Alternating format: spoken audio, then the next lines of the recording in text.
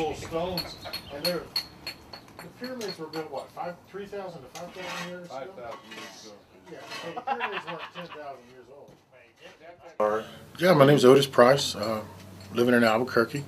I've been here about 15 years, and originally from Hobbs, New Mexico. And for about the past 25, 30 years, I've been interested in wilderness survival. And took some classes from Tom Brown Jr. I don't know if you've ever heard of him, the tracker. Took a few week-long classes there. And so making stone tools and primitive technology and survival type weapons and whatnot has always interested me. And so for the past, like I said, 25, 30 years, been into the wilderness survival bit, and the flint knapping itself was something that eluded me. I never really mastered it. I've always had big chunks of obsidian to work on, and I would bring them out every few months and bang on them and make gravel and put them up, and I didn't know how to do it until I took a class from Luther Rivera here in Albuquerque. And Luther showed me, there's rules and techniques of how this stuff breaks. Really got into it. It became more of a infatuation than anything else. One thing that most people may not realize, once they start working a rock or start getting into flint knapping, it's like the creator's hidden a beautiful piece of art inside and taking the flakes off or taking the pieces off in the right order. It's like playing a chess game or playing pool. You have to look at your strikes 2 or 3 moves ahead of the game and be able to remove all of the parts on this beautiful piece of art that's hidden inside to be able to get to it. And so it's a very it's a mental game, and it's also a type of meditation for me. I worked with Luther over the first year and helped him put on some classes. He teaches classes here in Albuquerque, 2 or 3 times a year, and I helped him with his teaching, his classes. And in the beginning, it was him and myself and 1 or 2 other people would meet at various places. We had no real place to meet. We would meet in parking lots of vacant buildings and whatnot, and we were trying to get a group together, but it just wasn't working out until actually I moved into the house we're in now, and I had a vacant backyard, and that gave us a space, and it also has a garage. We can meet in the winter in the garage. The main reason for me was I was just learning, and this is not something you learn overnight. I wanted to be around other people so I could learn better techniques and understand better processes, and that was my main motivation for doing this, and it's worked. Some of the best snappers in the state have been over at our house, so it's worked out well from that aspect. So it gave us a place to start meeting, and the group kind of took off from there. I was fortunate enough to meet some other knappers in the state at the Sun Mountain Gathering up at Santa Fe one year, and one of them was Drago Barry. He's knapping with us today, and he started coming over every month, and he was kind of instrumental in getting me to keep putting the meetings on every month. And he spread the word to people, and some of the people in Luther's classes would show up. And so the group's just kind of grown. There's probably 30, 35 people that show up from time to time. Usually about half of those show up at any one meeting, but it's kind of grown from there. And so as the group grew, friendships grew, and connections grew, and the camaraderie between the group is something that I hadn't expected before as well. Everybody gets along well, and everybody's got a common purpose or a focus. And lately, the last few months, we've been getting kind of away from flint knapping and going into other primitive skills. We're making atlatls, atlatl darts, copper tools. We'll probably get into traps and all kinds of, throwing sticks and whatnot, and get on all kinds of different wilderness survival techniques and whatnot, which is really what I like to focus on. But the flint knapping is it's the core of the group for sure. It's just grown into an entity that I never dreamed it would, and we certainly didn't plan it to go there. Yeah.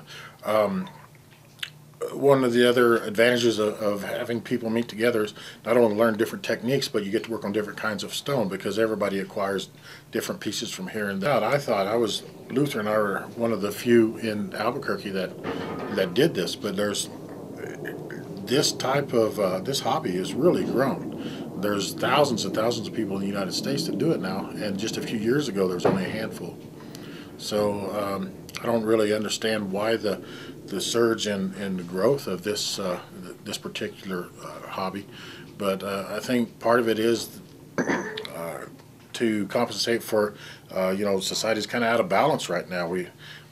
We're not following in the footsteps of our ancestors, and so one of our ancestors 10,000 years ago would be understand the flow of nature and be in tune with that. But now they even have a designated name for it. Nature deficit disorder is what it's called, and it causes all kinds of problems in people if you're not in tune or in flow with the outdoors, with Mother Nature. A lot of people like to use traditional tools, antler, bone, stone, and those are fine, but they're harder to learn on. So for a person that's just getting started in flint knapping, it's easier to use copper. And you get, what we found, especially with Luther students, is if they can start getting a few successes early, they stay with it. If it's just one frustration after another, after another, after another, they throw it away. I mean, they don't get into it. So if you can start out with copper, even though it's not the traditional method of making these things, if you can start out with copper and get some successes, you'll continue with it. This will be kind of a good idea because we have a lot of new people in the group now, and they don't have the tools they need, but it's so simple to make. If you've got a few pieces of equipment, it's simple to do. And so we put on a little workshop last month on how to do that. And it's basically you're taking a copper cap that you would use in plumbing. You dome out the end, fill it with lead, and then attach it to a handle. And the process of doing that is fairly simple.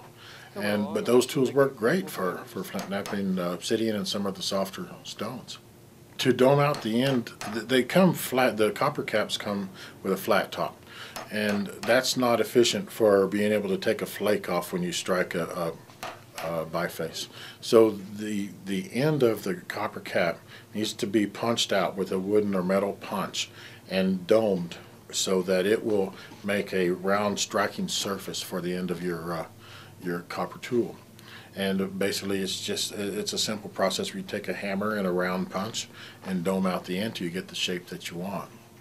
Then you fill that with lead, epoxy it onto a handle, and you're good to go. And making the atlatls, that workshop that we had the month before was put on by Ron Fields, and he's really a better one to explain how to do this. I didn't get that involved with it, but we were using power sanders and Dremel tools, and obviously they didn't use that 500 to 1,000 years ago, but the finished product is very similar. And so we would take pieces of oak, steam it, you know, cut it to shape, steam it to bend it, to get the bend in it that we needed, and then we were using power tools to carve out the notch, and then tying on the leather finger loops, you know, is kind of complicated. You have to, you know, Ron is an expert at that, and thank God he was there, because it's difficult to do, and he's even written a paper on how to do it, and I can't even follow the paper.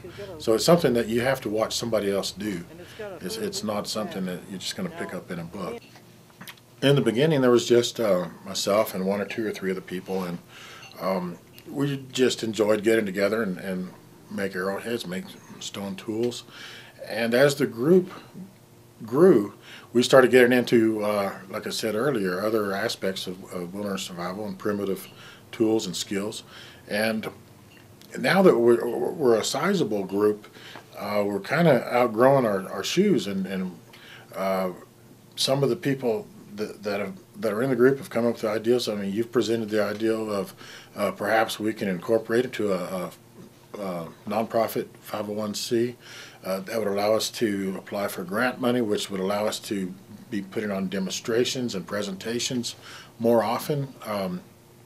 There's a lot of options here that are available to us now. It's just opened up a whole new world because we've got enough people involved that have the skills and the education to be able to take this to the next level.